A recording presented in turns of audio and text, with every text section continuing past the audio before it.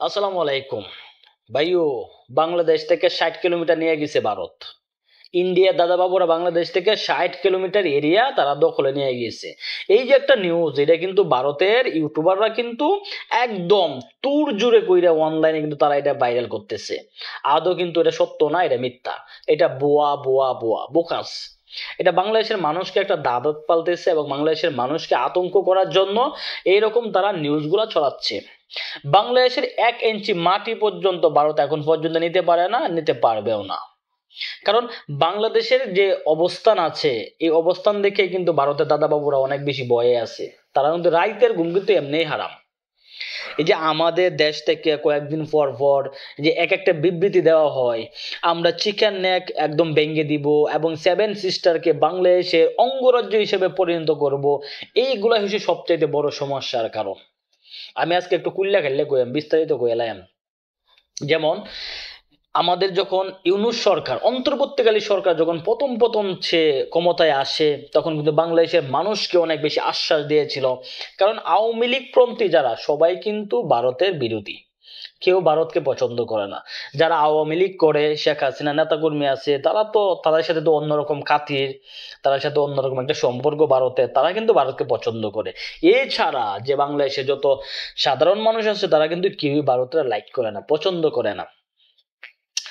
তাহলে যখন ইউনূস সরকার প্রথম ক্ষমতায় আসে, তখন কিন্তু উনি বলেছিলেন 7 সিস্টার। এই 7 সিস্টার নিয়ে পয়লা কথা কইছে খেলা জানুন, পয়লা কথা কইছে কিন্তু এই 7 সিস্টার নিয়ে হয়েছে বিএনপির স্বরাষ্ট্রমন্ত্রী লুৎফর রহমান বাবর।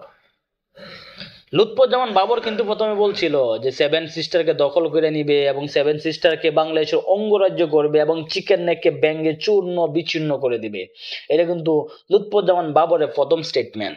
এরপরে যখন ইউনূস সরকার আসলো, আসার পরে বাংলাদেশের মানুষকে আশ্বাস দিল 7 সিস্টারকে আমরা ব্যাঙ্গে আমাদের বাংলাদেশের অঙ্গরাজ্য করব, ভারত থেকে আলাদা করব, এবং এই চিকেন নেককে আমরা ব্যাঙ্গে ভারত থেকে 7 সিস্টারকে আলাদা করে দিব, তারপরে 7 সিস্টারকে বাংলাদেশের দখলে নিয়ে আসবো। বাবা, এটা কি মামার বাড়ির আবদার যে তুমি কইলা ভাই আল্লাহ চাই আল্লাহ ওই এল্লো? এটা কি সম্ভব? বাংলাদেশ স্বাধীন হওয়ার 50 বছর উপর হয়ে গেছে। যদি আরো 50 বছর জায়গা, তারপরেও চিকেন নেক তো দূরের কথা, ভারতের 1 ইঞ্চি মাটিও বাংলাদেশের দখল করার মতো পাওয়ার বা এবিলিটি নাই। একদম বাস্তব কথা, কখনোই সম্ভব না। এখন একটু মূলে চলে যায় যে ঘটনাটা কি হইতেছে। ভারত কিন্তু বাংলাদেশের সাথে যুদ্ধ করার জন্য কিন্তু তারা পূর্ব প্রস্তুতি নিয়ে গিয়েছে এবং তাদের প্ল্যানিং একদম 0 পয়েন্ট পর্যন্ত তারা এগিয়ে গিয়েছে। কিসের জন্য বললাম ভাইও, তোমাকে বুঝতে হবে জিনিসটা। বাংলাদেশকে নিয়ে ভারতের সবচেয়ে বেশি মাথা ব্যথার কারণ। ভাইও, আমরা যখন লালমনিরহাটে একটা সেনা গাড়ি তৈরি করে ফেললাম আবার নতুন কইরা, এইটা দেখার পরে কিন্তু ইন্ডিয়া দাদাবাবুর আর একদম ঘুম হারাম হয়ে গেছে। কারণ এই লালমনিরহাট থেকে মনে করো যে ভারতের শিলিগুড়ি যে করিডোর আছে, ওইখানে মাত্র 80 থেকে 70 কিলোমিটার এতটুকু দূরত্ব। এটা যদি আমরা মনে করো যুদ্ধ বিমানে যাই, তাহলে মনে করো কুছ মিনিটের ভিতরে আমরা ওইখানে চলে যেতে পারবো। এই অবস্থা দেখে কিন্তু ভারত থেকে কিন্তু সেনাবাহিনী বাংলাদেশে এই লালমনিরহাট যে সামরিক ঘাঁটি আছে, এই ঘাঁটিকে ভিজিট করার জন্য তারা আসছিল।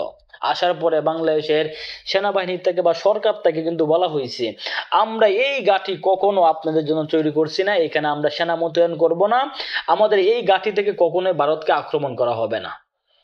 এই প্রস্তাবটা কিন্তু বাংলাদেশ দিছে ভারতরে। কিন্তু যখন বাংলাদেশ এই লালমনিরহাটে যখন এই সেনাঘাটে যখন বাংলাদেশের রাউটার লাগানো শুরু করলো, তখনও কিন্তু ভারতের মাথা নষ্ট হয়ে গেছে। তারা আমাদেরকে বলছে যে এইখানে কোনো সেনা মোতায়েন করবে না, এখান থেকে ভারতকে কোনো আক্রমণ করার চেষ্টা করবে না। এখন তারা লালমনিরহাট যে সেনা ঘাঁটি আছে, এখানে তারা রাউটার লাগাইতেছে। ঘটনা তো খারাপ। তো তারা কি করলো, এর পরবর্তীতে তারা কিন্তু মনে করো যে করিডোরে তারা মনে করো যে সেনা ঘাঁটি তৈরি করে ফেললো অলরেডি। এখন ওইখান থেকে খালি হেলিকপ্টার, বিমান, তারপরে এই যে সেনাবাহিনী যে গাড়ি আছে, এগুলো আনিগুনি করে, এই আনিগুনিকে কেন্দ্র করেই কিন্তু ভারতের মিডিয়ারা বলতেছে যে বাংলাদেশের 70 কিলোমিটার আমরা দখল করে নিয়েছি। আদৌ কিন্তু এটা সত্য না ভাইও। এখন যদি চিকেন নেক নিয়ে কথা কই, চিকেন নেকটা হচ্ছে মাত্র 23 কিলোমিটার। 23 কিলোমিটার কিন্তু একটা আহামরি জায়গা না। যদি আমরা বাইক চালাইয়াও যাই, তাইলে মনে করো 20-20 মিনিটের ভিতরে আমরা ওইটা ক্রস করে ফেলবাম, ঠিক না? আচ্ছা, যাই হোক, এই চিকেন নেকের উপরে কিন্তু যেরকম চাইনা, চায়না কিন্তু দুইটা চোখ দিয়ে এরকম শকুনের মতো চায় রয়েছে, কখন একটা তারা সুযোগ পাইবে এখানে একটা ফর্ম করে আক্রমণ করিয়া ভারতটাকে সেভেন সিস্টারকে আলাদা করে দিবে। বাংলাদেশের কিন্তু একই টার্গেট, বাংলাদেশও চায় যে এই চিকেন নেকটা ভেঙে চূর্ণ বিচ্ছিন্ন করে দিয়া এই সেভেন সিস্টারকে আলাদা করে দিত, চায় না? তো এটা কি সম্ভব? এটা কি এত ইজি সম্ভব?